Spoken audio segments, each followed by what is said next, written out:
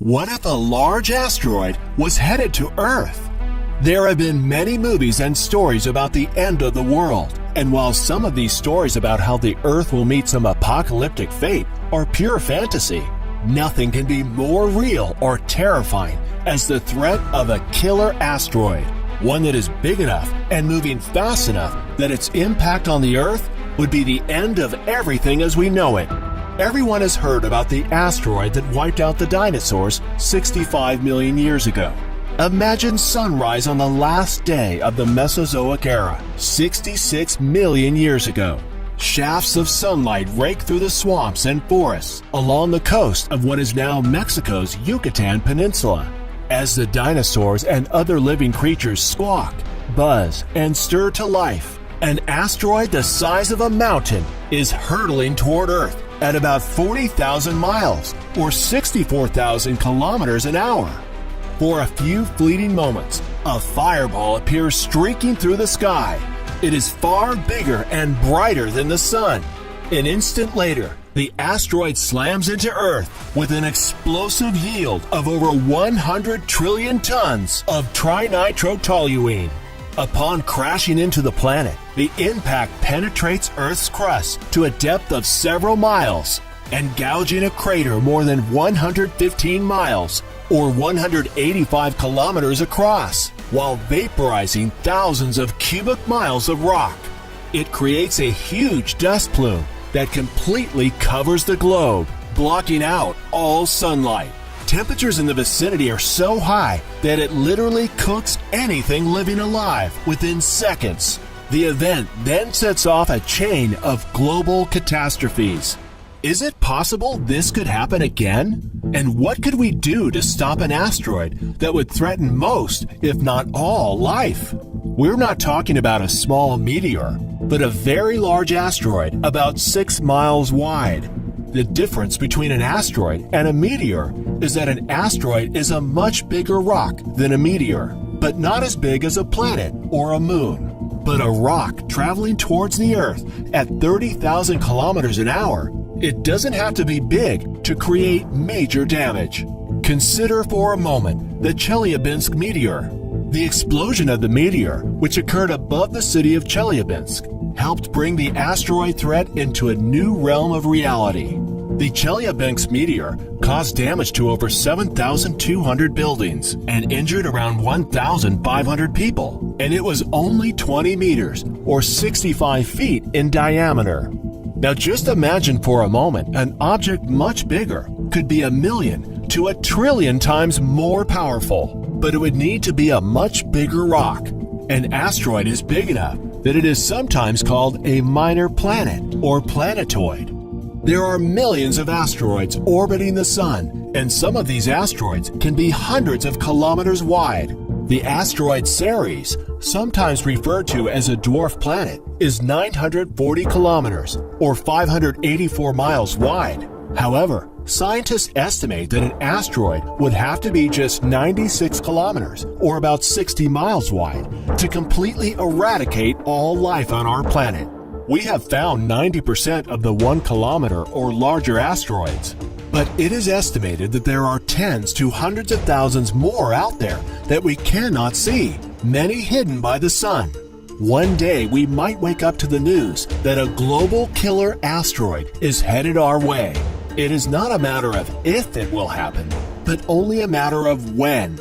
In real life, asteroids and comets that could hit Earth are called NEOs, or near-Earth objects, and these objects do pose a threat to life on the planet. Unfortunately, not all of the dangers are detectable. In fact, scientists sometimes only discover some of these nearby space rocks after the objects have already swung by and missed the planet. So if the end came suddenly by an asteroid, there is a good chance that we wouldn't know it was coming until it was too late. However, if we did have a warning, there might be little we could do about it. Deflecting an asteroid would have to be the first methods attempted if a giant space rock was discovered to be on a collision course with Earth. There have been some interesting ideas that have been thought of that might actually work to put an asteroid off its course with the Earth. Some of you may have seen the movie Armageddon, that is about an asteroid the size of Texas that is headed towards the Earth. The idea to save mankind is to drill a deep hole and drop a nuclear weapon into the drilled hole, therefore fracturing and splitting the giant rock in two. But in order to blow up an asteroid the size of the one in the film, the bomb would have to explode with the same amount of energy as produced by the sun. This idea just wouldn't be possible. And even if you could create such a powerful weapon, it would be more dangerous than the asteroid itself. But if the universe is going to play hardball, then we should pull out our big guns as well, nuclear weapons. But we're probably not going to destroy it, as previously mentioned. The idea would be to move it off course.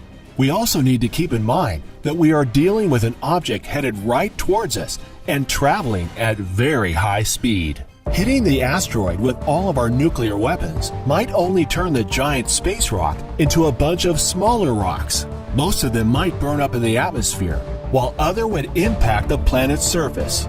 It would be like cosmic buckshot, with all the debris still headed in our direction. It is possible that the nuclear blast's intense radiation could vaporize a section of the surface of the asteroid, causing it to eject surface material into space like countless tiny rockets, which might move it off course. There are other ideas to divert the asteroid using kinetic energy by bouncing a smaller object off of the asteroid to change its course. Other plans involve landing a vessel on the surface of the asteroid, digging in, and firing up some roof-mounted chemical rockets to push the near-Earth object steadily away from a cataclysmic rendezvous with the planet. To many people, gravitational tractor may sound like some made-up technology, but the premise is fairly simple. Every object in the universe exerts a gravitational pull, including asteroids and man-made spacecraft. Gravity may be one of the weakest forces in the universe, but is also the most ready to use, since all you need is a little mass. Therefore, it makes sense to unleash it against asteroids. Theoretically, all we'd have to do is navigate a hefty robot close to the asteroid and tow it away with the gentle pull of gravity. And while all these ideas sound like they might work, it may turn out that there might be nothing we can do about an asteroid impact. And if you're going to die via an asteroid, it will be the wind and shockwave that gets everyone first. If a large enough asteroid explodes in the air before hitting the Earth, the resulting shockwave could blast winds powerful enough to flatten cities. In a computer simulation, where scientists ran a computer model where they simulated the impact of 50,000 asteroids from the very tiny to 400-meter monsters all over the globe, 60% of all asteroid deaths were caused by the wind and the pressure from the impact. Giant asteroids are out there, and the sun may be hiding many more. On 24 December 2004, a team found an 885 feet diameter hunk of dark space rock was heading our way, with a 1 in 25 chance of smashing into Earth in 2036. The ominous spinning rock was soon named Apophis after an Egyptian god, the Uncreator. But the Jet Propulsion Laboratory, which tracks NEO orbits, soon refined the prediction down to a much less threatening 1 in 250,000. That still means Apophis will pass between us and our satellites and be visible to the naked eye. The next time the asteroid will pass close to Earth will be on October 26, 2028. It is predicted it will be about 2.5 times the Moon's distance from Earth at its closest point. It is estimated to be about a mile wide and is traveling at a speed of 48,000 kilometers or 30,000 miles per hour. But you can rest easy. NASA says that it will not affect the planet in any way.